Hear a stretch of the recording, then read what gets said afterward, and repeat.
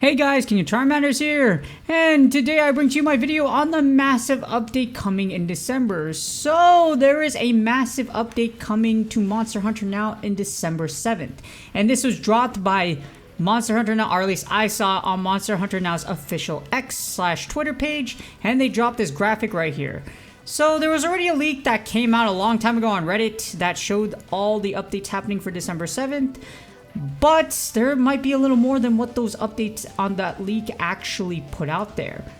So there's actually a ton of Easter eggs if you like this picture that Monster Hunter Now dev team was actually trying to show us for the December 7th update. So we're going to take a look at that at this video and analyzing each and every possible Easter egg that Monster Hunter Now's dev team was actually trying to show us on their Twitter/X post. And for the first Easter egg of the December update, we have Zinogre.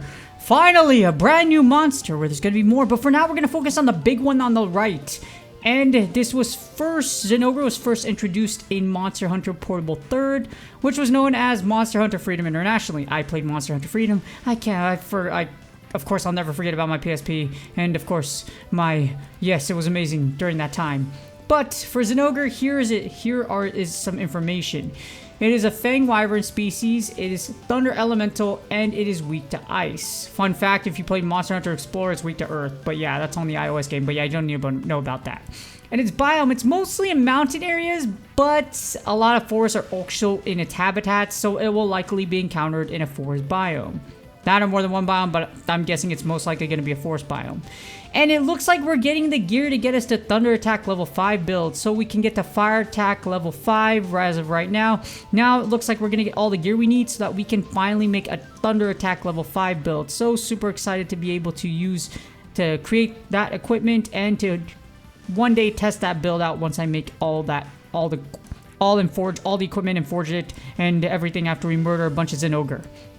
For the second Easter egg of the December update, we definitely have to look at the new weapons. So if you look closely, dual blades and lance are coming. We kind of already knew this on the update, but you know what, not the update, the leak. But you know what, I'm super stoked regardless, because what they did here was two illustrations. You see the hunter at the top of that picture is using dual blades.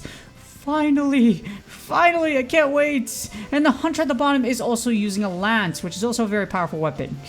As a dual blades main since its release in Monster Hunter Freedom in 2005, I can't wait to forge and use dual blades. I distinctly remember, I was playing on my PSP and I was like, ooh, brand new weapon! And I love dual swords because you know one of my favorite animes is Sword Art Online, and Kirito holding dual wielding blades just absolutely made me fall in love with that anime, just like how it made me fall in love with the dual blades in 2005. Lances also have a powerful shield and it can strike from a distance. And here's a fun fact, lances are one of the only weapons that can attack and block at the same time. While I'm not a huge fan of the lance, it is also an incredibly great weapon. No, seriously, in the Monster Hunter main series games, like, there was a lot of uses for it. And in Monster Hunter 2004, the very first one, I actually used the lance for a little bit because I needed that defense until I just decided to murder Velocidrome with a hammer just because I wanted to smash its skull to death because it was so annoying. And for the number 3 Easter egg, we have Bariath. If you look at the hunter with the hammer, they are wielding and wearing Bariath equipment. The dual blades hunter is also holding Bariath dual blades. So here's the exact models as you see that's full Bariath armor that the hammer hunter is wearing, and if you look at the dual blades person or the dual blades hunter, you see that they are holding Bariath dual blades.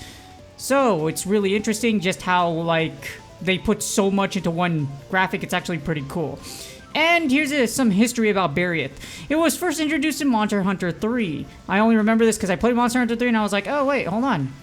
Hey, it's that Fang thingy, yeah. It's a flying wyvern. Its elemental attack is ice, and its elemental weaknesses are thunder and fire. So, Zinogre, thunder, well, here we go. We have Zinogre to take on Bariaths. And habitat, they're located in mostly tundras, so I'm not sure which biome they will spawn, so this is kind of interesting, but we'll see what's going to happen in the future, what they're going to do. But, like I mentioned, we'll see which biome they will spawn in. And for Easter egg number 4, we have Banbaro. If you look at the hunter with the bow closely, they're wielding and wearing Banbaro armor. So if you look, this is the female avatar wearing full Banbaro armor. So you could tell closely just because if you look at the legs, it's exactly like that. And if you look at the bow, If you see the bow has that little tail at the bottom, the braided like Bamboro hair or whatever it is. It's hanging from the bow, so you can see that this is exactly Bamboro armor from these graphics. And it was first introduced in Monster Hunter World Iceborne. I absolutely hated fighting this thing. I still remember where it was the Hoarfrost Reach. That's exactly where you encounter this thing. It was super annoying because they just crush you to death. Its elemental attack is ice, and the Hoarfrost, because the Hoarfrost Reach just looks like it's uninhabitable, but you have a horde of monsters that are there and literally trying to kill you. Elemental attack is ice, and its elemental weakness is dragon and fire. So I'm looking forward to taking... Oh, please have them weak to dragon when they come out in Monster Hunter now, because I really want to take out Rose and Arrow and just start sniping down Bamboros. It's going to be Bamboro hunting season, like Elmer Fudd and Bugs Bunny. I'm totally just going to shoot down all these Bamboro like no tomorrow. And Bamboros, if you notice on the bottom, there's, next to the bow hunter, there's actually like snow at the bottom of it. So this makes me think that there's going to be a new biome that's going to be released, because I don't think a Bamboro would spawn in forest, swamp, or desert, but we'll see. It's Niantic, so they could probably jack something up, but that makes me think a new biome is probably going to be released for Monster Hunter Now. And for the final Easter egg, okay, so this is just speculation, but a possible Monster Hunter Now event in New York. So I was trying to figure out what the bull statue meant. The closest thing I could find was this. Well, no, actually, it's like this exactly.